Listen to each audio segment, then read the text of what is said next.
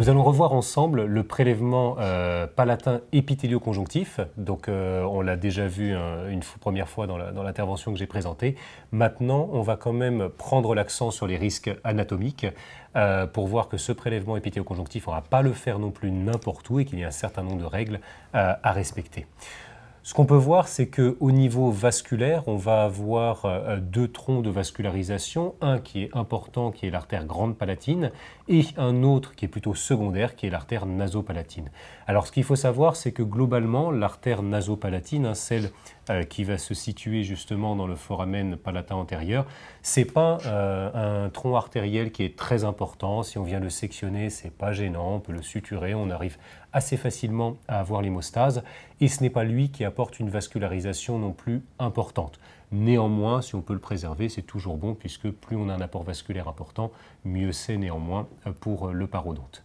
En revanche, au niveau de l'artère grande palatine, il faut faire extrêmement important puisque le foramen palatin va sortir ici au niveau palatin dans la gouttière palatine, et c'est vrai qu'on peut assez facilement en postérieur venir léser une ramification, voire cette artère, et on va avoir un saignement qui est pulsatile, qui est assez important, qui va nous obliger, si jamais on venait la léser, de faire un point de compression, et là vraiment d'avoir une assistante opératoire au top pour avoir un point de compression très important, et de venir suturer tout autour pour obtenir une hémostase qui soit suffisante. Ça représente une des complications majeures qu'on essaye d'éviter à tout prix, puisque même si on peut toujours contrôler les hémorragies, respectons les critères pour éviter d'avoir à intervenir dans ce genre de situation. Exactement.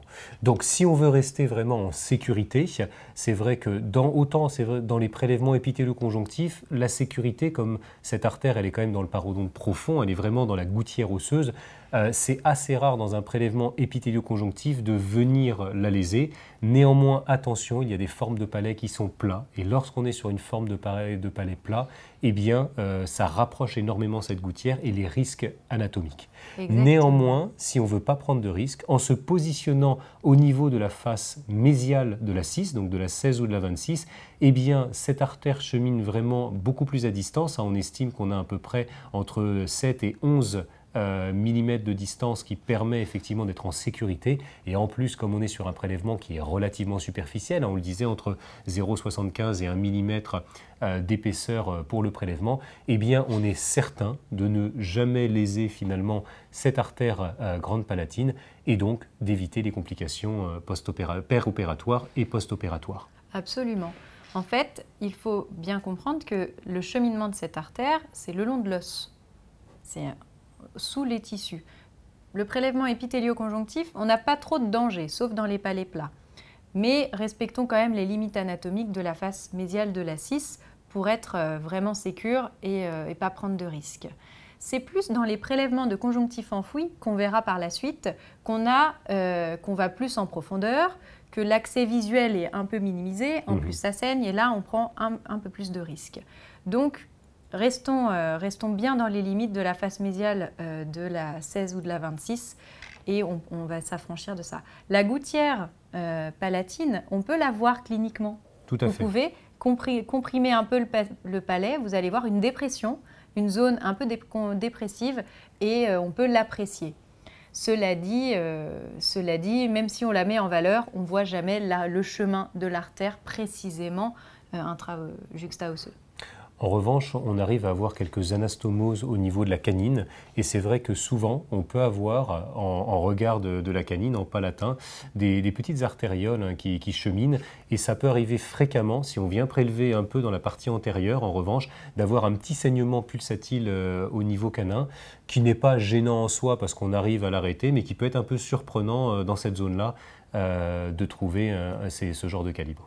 Donc, tout ce qu'on disait sur le positionnement du greffon un petit peu plus en avant dans la formation, ça trouve son sens ici. C'est-à-dire qu'il ne faut pas surdimensionner le greffon dont vous avez besoin. L'intérêt des patrons réside là-dedans.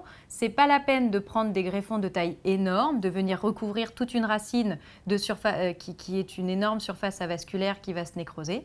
On peut prendre des greffons dimensionnés de manière un petit peu plus faible, mais vraiment aux dimensions qu'on souhaite. Et donc, essayer d'être dans les limites anatomiques et de ne surtout pas dépasser ces éléments anatomiques qui sont des obstacles primaires. Et d'ailleurs, tu peux donner la forme de la greffe que tu souhaites, comme tu avais fait sur cette canine que tu avais montrée, où tu avais déjà choisi finalement de donner une forme d'ovaliser, donner une forme un peu arciforme à ton greffon, parce que tu savais que si tu prenais un carré, de toute façon, tu perdais toute une partie et tu ne voyais pas l'intérêt en fait de prélever plus sur ton patient. Absolument.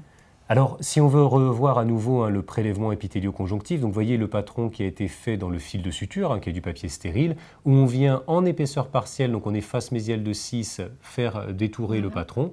Ensuite, la lame de bistouri, voilà, dans l'axe des dents. Exactement, dans l'axe des dents, dans la partie de la ligne de grand contour, en gros.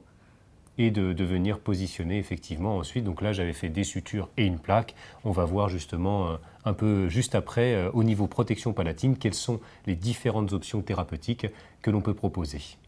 Exactement.